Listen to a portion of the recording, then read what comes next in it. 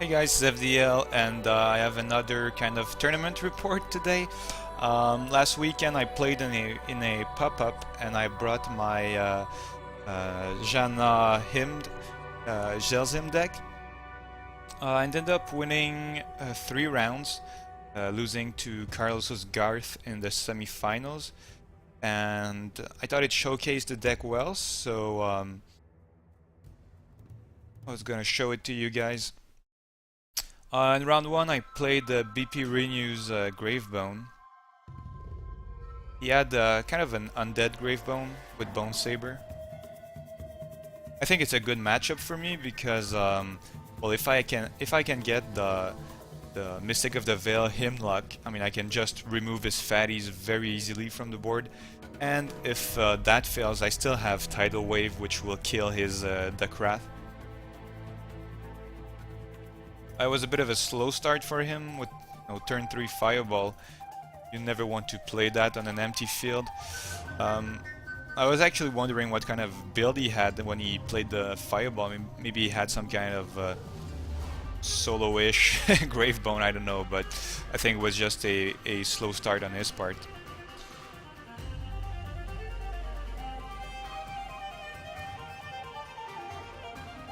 So yeah, did go turn 5 Duckrath. Always nice. Like I said, I have Zail that's, just trades 1-for-1 with Duckrath. I was a little, I mean, he can't do much. Well, Gravebone, when he's playing fatties, he's probably carrying some kind of either attachment hate, like Shriek of Revulsion, or a Sacrificial Lamb to get some value out of those disabled fatties.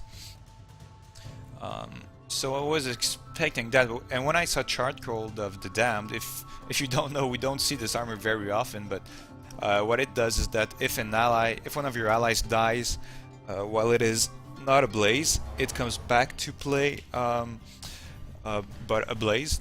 So basically you can get a lot of value out of Supernovas or Sac Lamp. At this point I was very wary of Sacrificial Lamp, because he could basically draw 3 cards from Duckrath and get his Duckrath back on the board.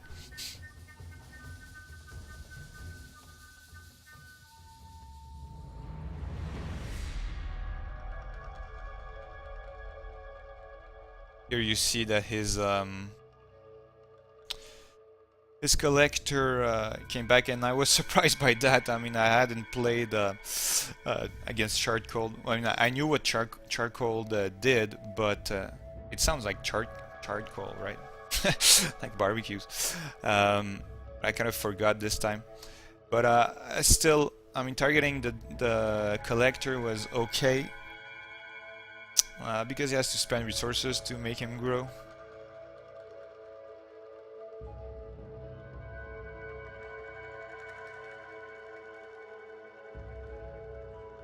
And the thing is that with Chalice, I can find the cards I want, so I only have 2 Zail left, but I mean, I'm seeing so many cards per turn with Elizabeth and Chalice that I'm not that worried.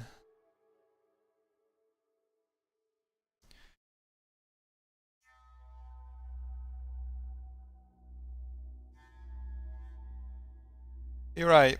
I mean, sometimes with this deck I'll do that. Even if Aeon isn't super safe, I'll send him on a board that he has a chance that he might stick. Like that time, if he didn't have Bone Saber, I was in a pretty good position. Just because if he does stick on such boards, I mean, the game is pretty much over.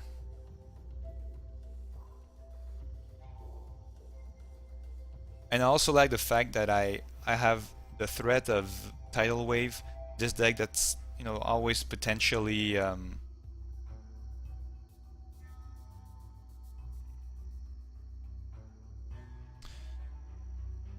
don't know why I don't remember why I put Zelzin on that guy if I was gonna, why I killed him if I was gonna put Zelzin on him, but anyway. So yeah, the threat of Tidal Wave prevents my opponents from, completely overrunning the board. And here I do have my luck going. I decided to target the Dekrat because, like I said, I was afraid of a Supernova or a Sacklam here. I mean, I was fortunate that he didn't find one of those for what, like 5 turns now. I was a bit lucky there, but still now I have the game in hand. I mean, 2 Mystics with 1 Hymn in my hand means I can bounce 2 allies per turn. And there isn't much Gravebone can do about that.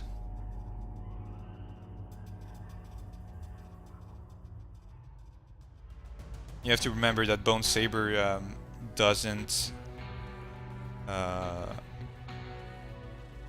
trigger its ability on his last durability. Always be mindful of that.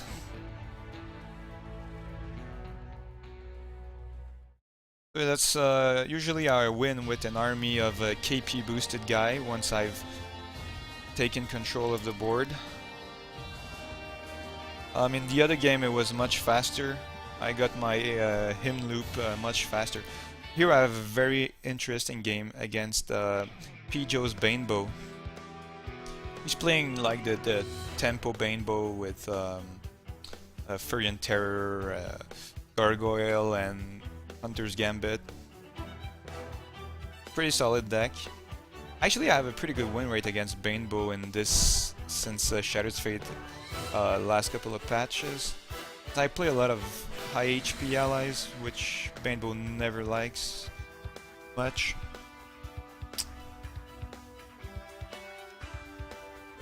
Here the Voten Knight wasn't a super... Well, I mean, I don't have a lot of 3CCs, I have Knight or Apprentice, but the fact that he can play Gambit and just draw and keep board control isn't optimal if I'm trying to play control myself.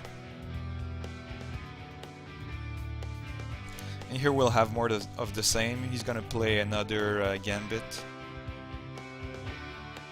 But I always find that it costs him some shadow energy at least. At least it wasn't outdrawing me. I mean, I still have just as many cards. Both have full hands on turn 5. You don't see that in every game.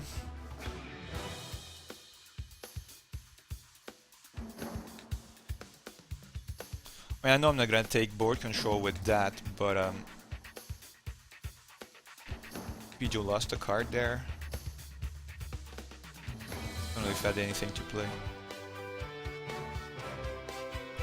But I mean, even if I don't have King's Pride, the possibility that I might have King's Pride, it forces my opponent to answer.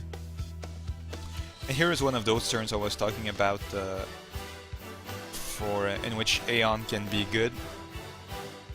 I mean, I know he probably packs Perfect Shot and he's drawn so many cards that he has to have one, but otherwise he can only deal 5 damage. I mean, there are ways for him to kill Aeon, but I still want him to spend those resources. I remember I had a lot of Tidal Waves in hand.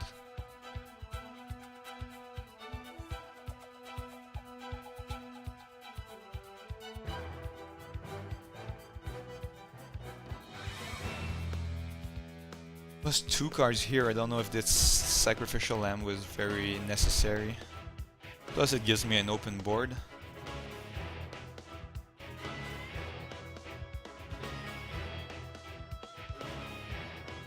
Well, I kind of whiffed there on the Glass Chalice. I was looking for some weenies maybe, and some things to take over the board, and didn't quite work out.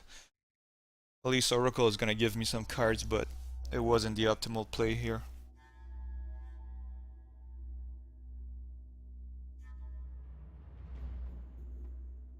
So, Apprentice behind Aeon is kind of nice, because even if it takes him out, I can have a 4 attack weenie next turn. Actually, this turn he's gonna kill both. Draw again from Gambit, which was kind of annoying in that in this matchup. Getting a Mystic Milled was um, wasn't wasn't fun because um, I only have 7 high HP allies and I need them to beat Banebow. So losing one cheaply to an Harbinger of Doom is far from optimal. Here I take another chance. I've seen 2 perfect shots now.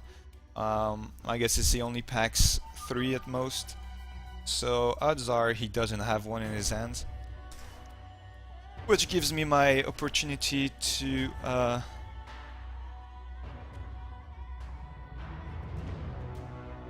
you know, establish some. Here I had the option of playing Zail's Hymn on the Gargoyle, but I was afraid that he might have a Sacrificial Lamp and send my Gargoyle send his Gargoyle in his graveyard, but also my Zail's Hymn in my graveyard. And as it was the only one I had in hand at that point, I couldn't really lose it because I really lost one at least, and I might have sacked one. I don't remember, but it was pretty much the turn to make or break the game. Here he made a play that surprised me. I hadn't counted on him having Fury and Terror, but he did, which allowed him to deal 8 damage to Aeon and kill the Devoted Knight. So at that point I was in a bit of pressure because Mystic was only on 4, so with another Fury and Terror and Soul Seeker hit, actually that was his last ability, so just, you know, a lot of things could have killed that Mystic. Fortunately I had another one, but at that point I knew the game was gonna be long and I wasn't happy about giving a Fury and Terror back because I knew it was gonna come back.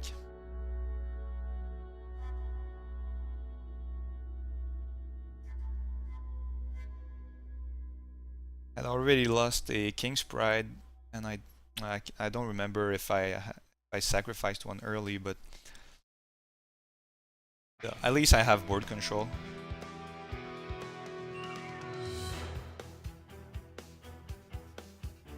And probably, I mean, at this point I know I have one extra turn of Hymlock.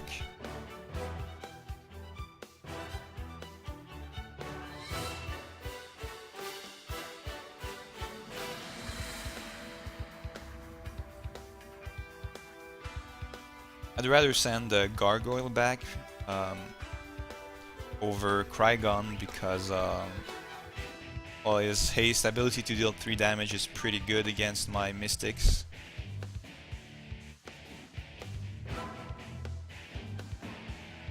We saw Dakrat and we saw Kairos. I mean, Dakrat was... I'm happier that he plays Dakrat because Kairos has Steadfast, if I'm not mistaken, which counters the Hymn loop.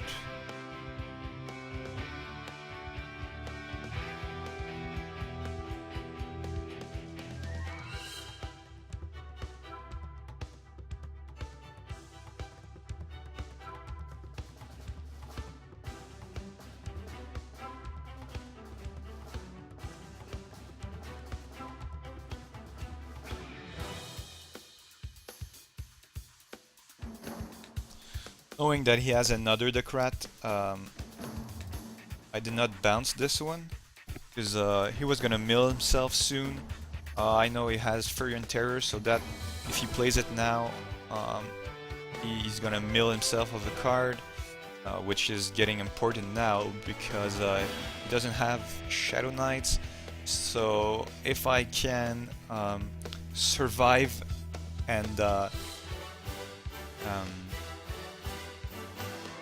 you know, counter all his threats, I might have a shot at this.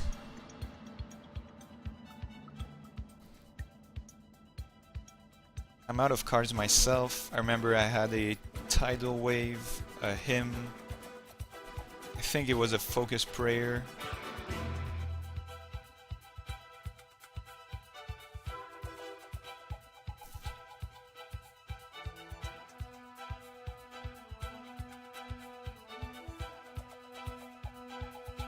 Yeah, Fairy Terror did one good thing for me. It gave 2 attacks to my Elizabeth. At that point, my only course of action was hoping he did not have another threat, because I have a Tidal Wave in hand and Focus Prayer and another unplayable card. I don't remember what it was. So here I knew he didn't have anything left. So I made sure that his Rat of the Forest still had durability, and milled him for 4 from the Wrath and 1 from Deck Rat. We had a discussion after the game whether if he hadn't played Wrath, who would have won. Because now we just watched both our HPs go down for like 10 turns.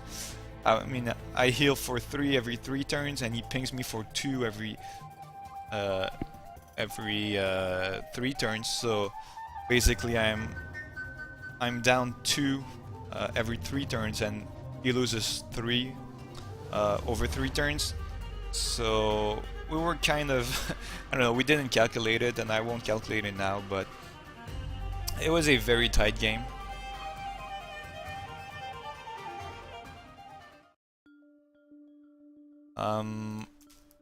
Game 2, I also won with the luck. It was a little quicker.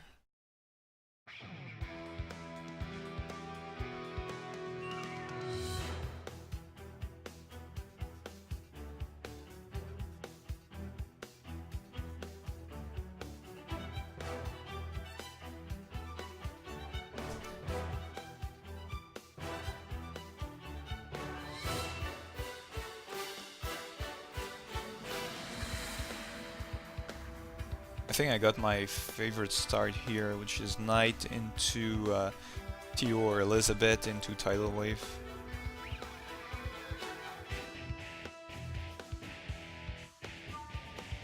I don't care much about taking damage against a hero like Banebow because he doesn't have direct damage capabilities. So I can take some.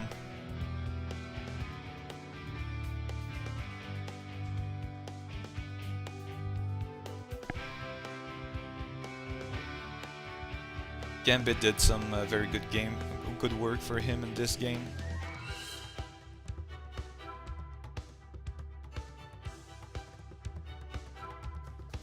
Here I take a chance with Aeon. I mean, he's only seen a quarter of his deck, so I mean, odds were pretty high. He had a perfect shot, especially since he knew my build, but figured it was worth it.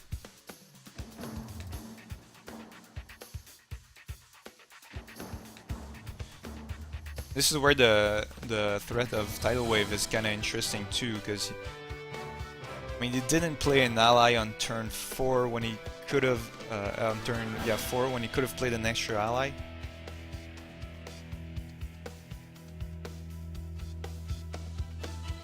And here I took a chance with a Mystic into Hymlock.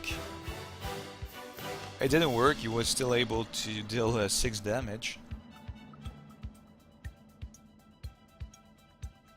I have no draw. I remember I top decked that Glass Chalice.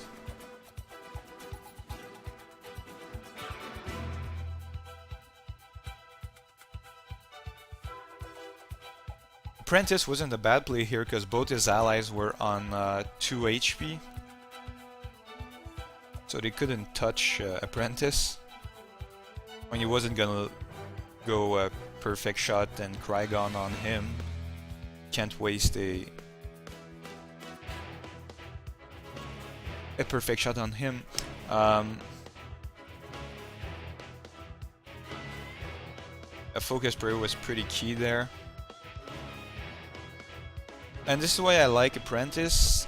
I mean, he can still kill a bunch of things when he's by himself on the board. He's a great play after a Tidal Wave. And yeah, here I started the loop, and I think that was pretty much it. Banebow doesn't react too well to board flooding.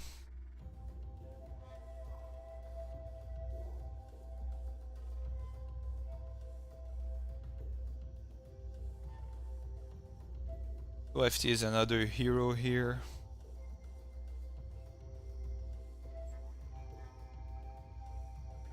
I think I remember I got another Mystic, and I do have a Hymn still in my hand.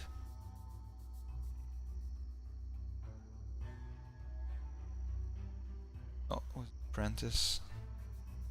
So that was a bit of a miss on the Glass Chalice here.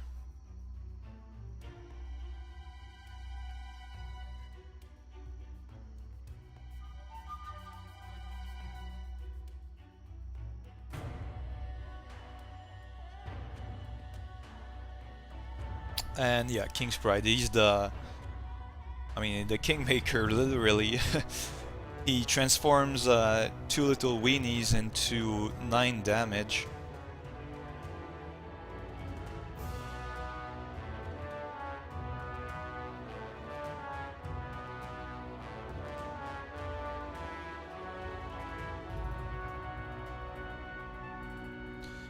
DMT was pretty timely there.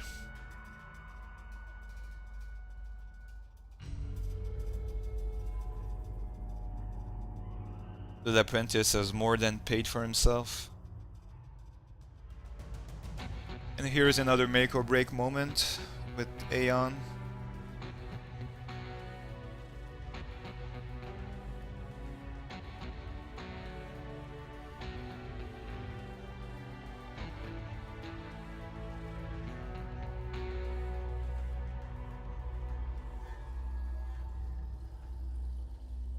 Mystic Hymn to finish the game.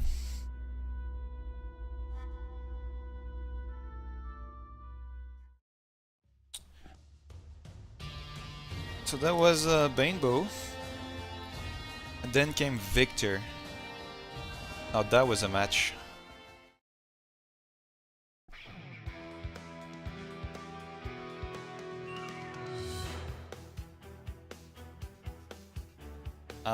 Victor is a tough matchup.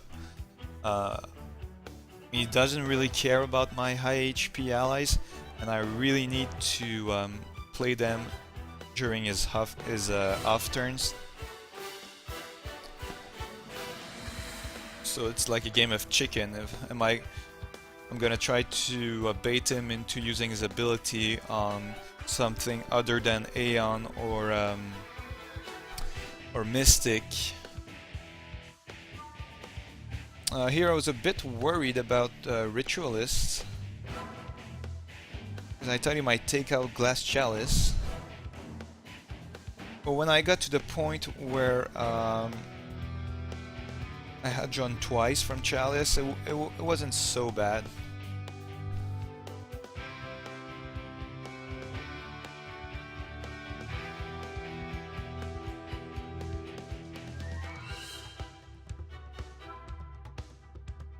Decides to go after my draw. I still can't kill his Bobcat with my Apprentice, so that's okay. But I'm happy here I spent an ability on an Elizabeth.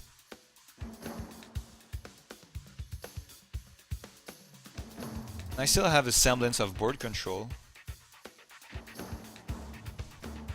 but Poison Arrow takes it away.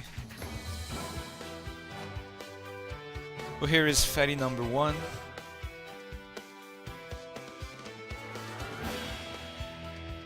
Feast sticks, I'll have 3 turns.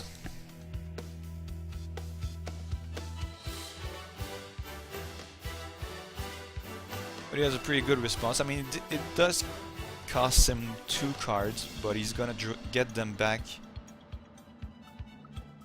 with Gambit. Most importantly, it saved him in ability activation to take out the Aeon. I think that was a win for me, so now we're even.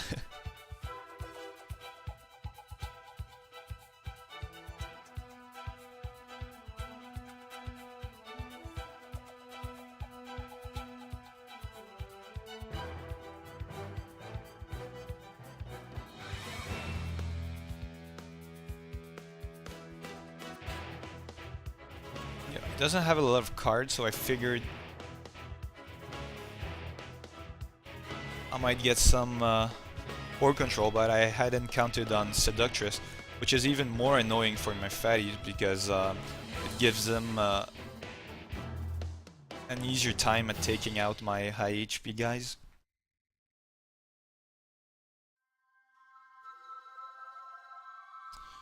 Ambushing Knight was a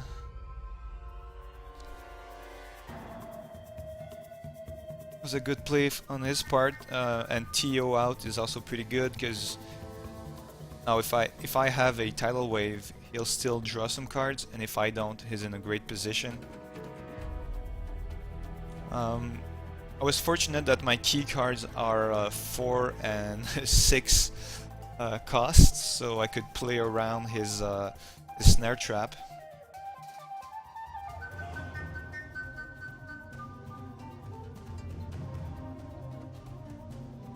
But at this point I didn't have a lot of hope. He's gonna be able to kill another fatty in one turn. Between his haste and him locking up the board with traps, I was worried. Here's Seductress doing some very good work on Aeon.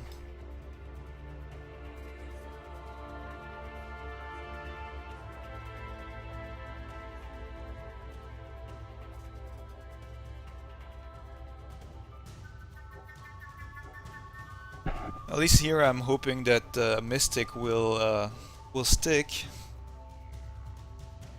But even that wasn't assured with Gambit and a hasted Bobcat. I mean, you can deal 5 damage to yeah, Mystic was on 7 HP, that's right. Still. That was a turning point here. I'm able to take back the board with a full health Mystic, and he doesn't have Shadow Energy. And both guys are actually actual threats with KP. Now they're not, I guess. And with Chalice I was able to filter my allies and only take those that would go through the traps.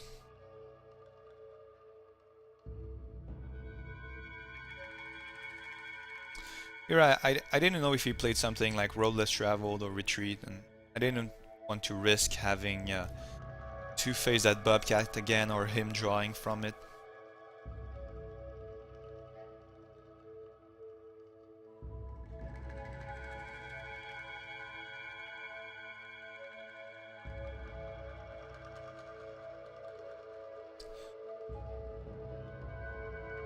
I decided to go after my Mystic, which I guess was fine. But yeah, that Aeon was pretty timely. Was gonna have him up for 1 turn for sure, and that's 14 damage right there, plus some anti-poison.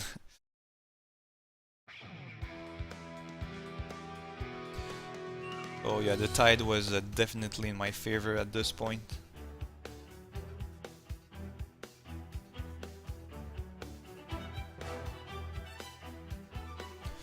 So it did take much from Victor to, you know, just a missed 1 turn where he decided to let my Mystic live, and things turned around.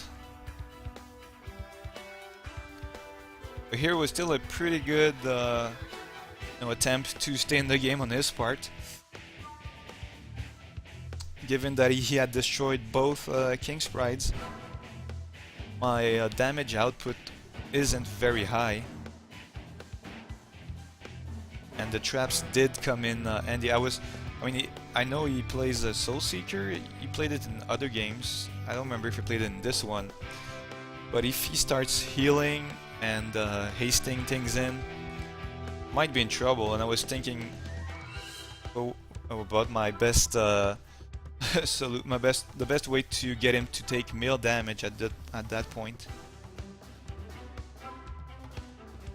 But it was still a few turns away.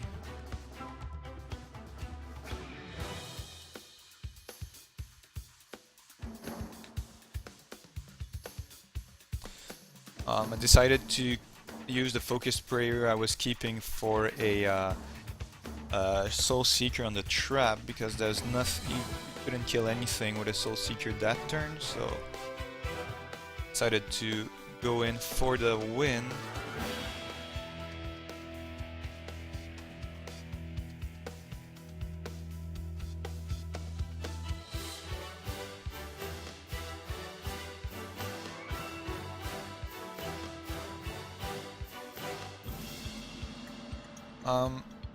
That's why, Zhanna's ability is usually used to draw from Chalice, but it can be relevant to either heal yourself or heal your allies, like here.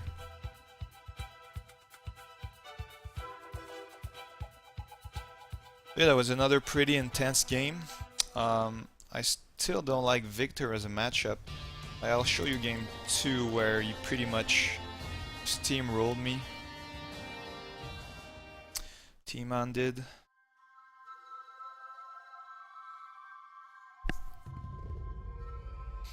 You'll see the turn 2 snare trap here really screwed me.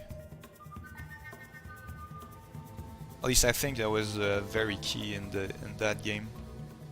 Both games I won, he did not have the turn 2 trap.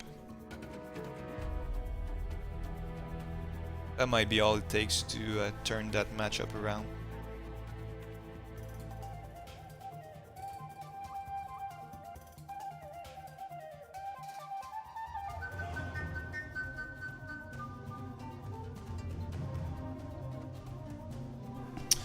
Crusader is annoying because he can play free gambits now. You hasten some bobcats.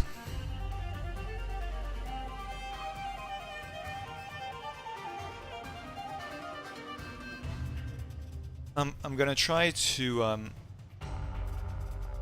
here again. It's just the effect of potentially having Tidal Wave.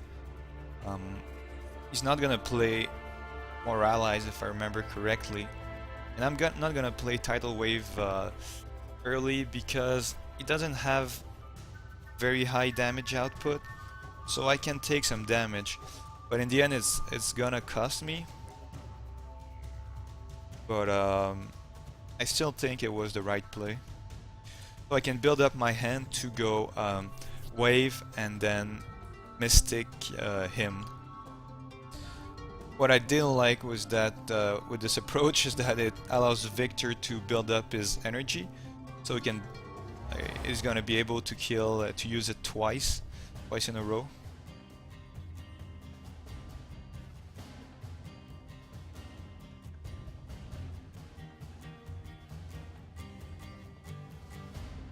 I knew I had waves in my hand.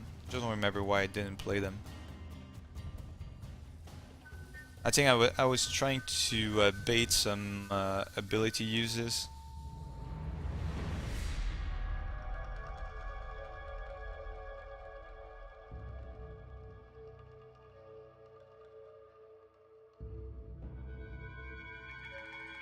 But with board control, shadow energy, and a full hand, I knew I was in trouble.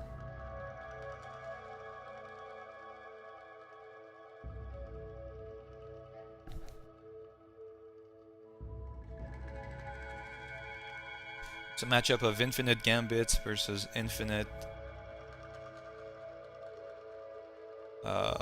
Zail.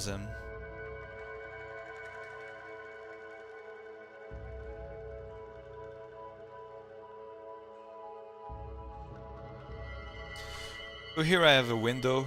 He doesn't have his ability up, and I can go A on him.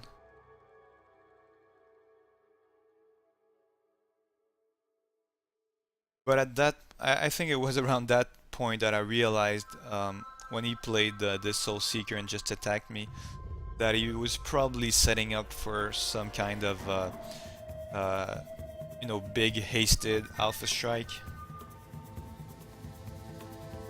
And that's why I decided I don't think I'll bounce the Visca. I still think I had a good shot, because if that King's Pride stuck, he would have lost a lot of damage potential. And I had like 11 damage on the field. I mean, he was dead in 2 turns, but he had the Leyline Nexus, and he had the haste.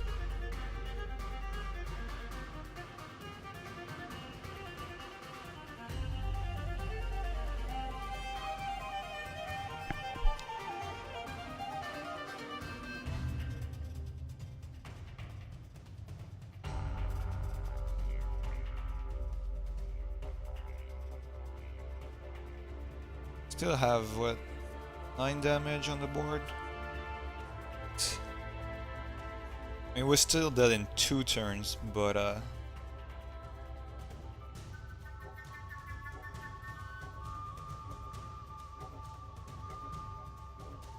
got his ability back, kept drawing.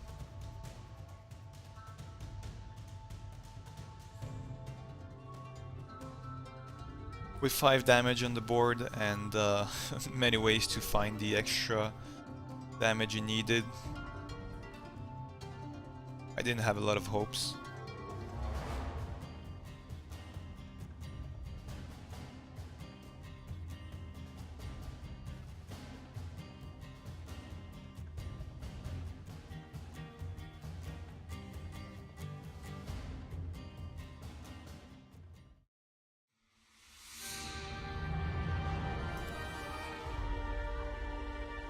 And I think game 3 was interesting too.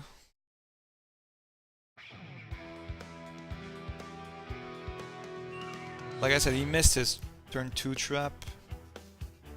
I don't know how big of a difference it actually makes, but I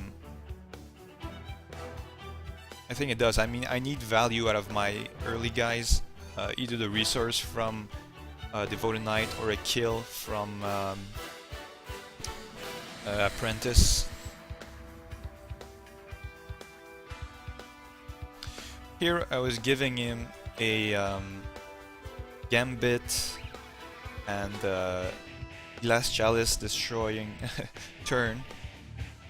I don't know if it's because it didn't have Gambit, but I think that would have been quite nasty. We'd both have empty boards, but I'd lose my draw engine. Fortunately, I did have an Elizabeth. And that's the difference that Gambit makes, you know, he only has 4 cards in hands now.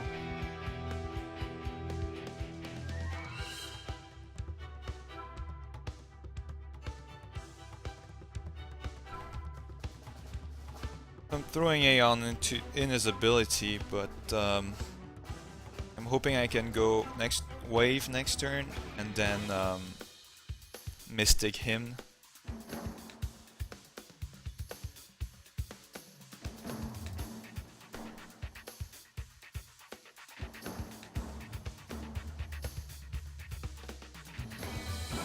I guess he didn't want me playing King's Pride on Elizabeth, which wouldn't have been an incredibly good move anyway.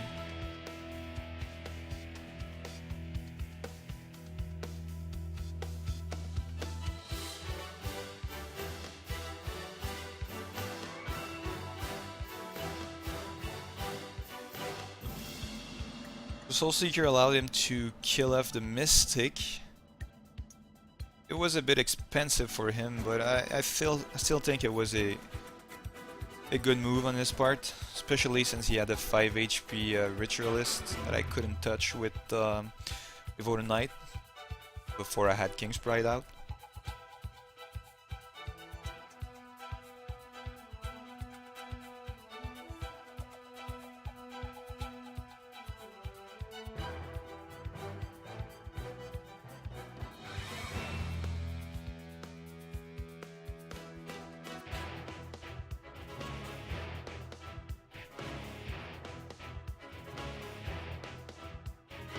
Managed to play an Aeon on an off turn.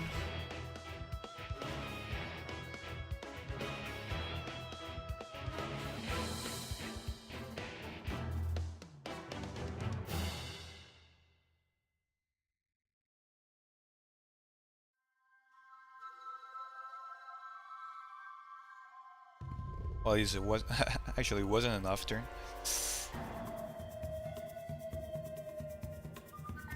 That's a good opening for a wave. Won't have the value of Tainted Oracle. And I get my 4 attack weenie on the board.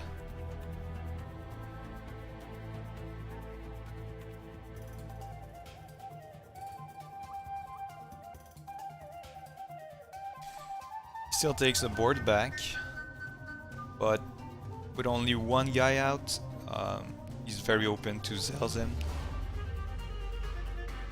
This is one of the particularities of Chalice, is that you need space in your hand to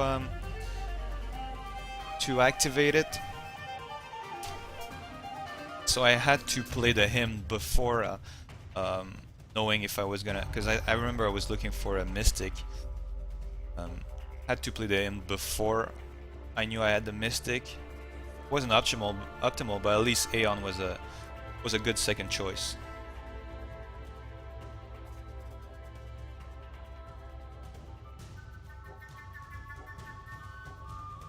Uses the ambush to reduce Aeon's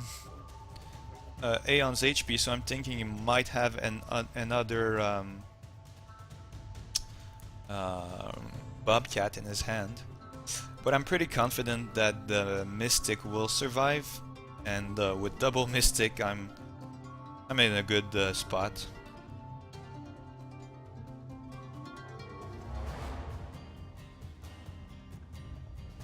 Remember, I actually left the Visca on the board because I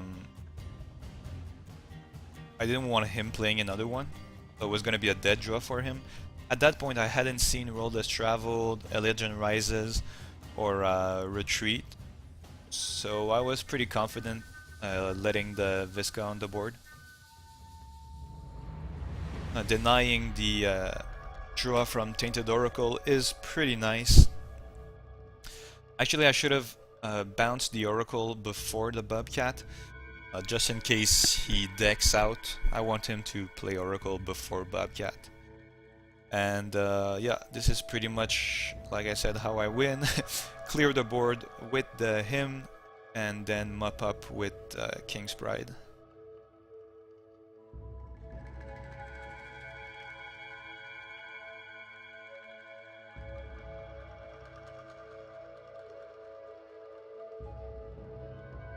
There's a lot of mind games. It's a pretty nice control deck.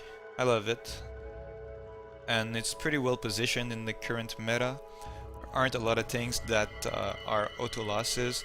I mean, it's a tough matchup against Victor and Banebow, but like you saw, it's winnable. Zaladar is very much winnable. Everything that's ally based is a good matchup. I'm just gonna show you one game in the semifinals, because I mean, it was so one-sided. This is one very bad matchup. It's Hand Destruction Garth. Well, it's not really Hand Destruction, it only has Cutlass in it, but the Cutlass and Black Garb combo was absolutely brutal. This is a slow deck. It wants to set up. It needs to set up, and losing cards from my hand was brutal. I also did a mistake here, going for his draw. I found out that he had a lot of it, ill-gotten gains and Road Less Traveled, if I remember correctly, and I shouldn't have targeted his draw engine. In the second game, I actually ignored his draw engines, and I lasted much longer, but it was I mean, it was a downhill, uphill battle from the get-go. Here I should have targeted the Cutlass, because he only has 4 Cutlasses, so if I can take him out, I might have a chance. Ironmonger on Cutlass is very good. But yes, I mean, he doesn't even have to use his ability to kill my high HP allies and force discards. So I'd call this matchup unwinnable. Here he gets great value out of it, gets an extra durability on his Cutlass.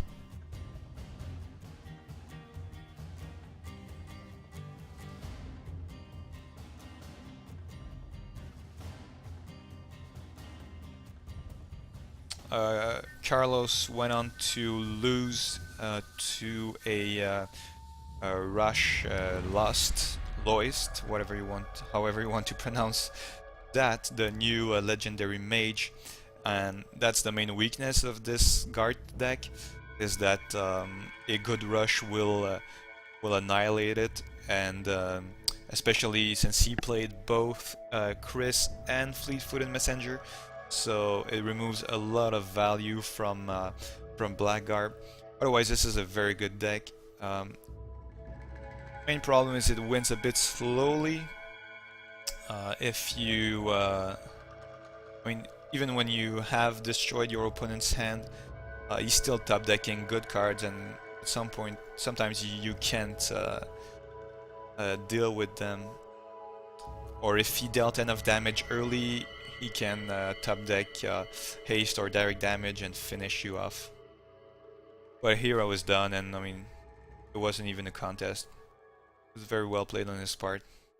Didn't have a chance.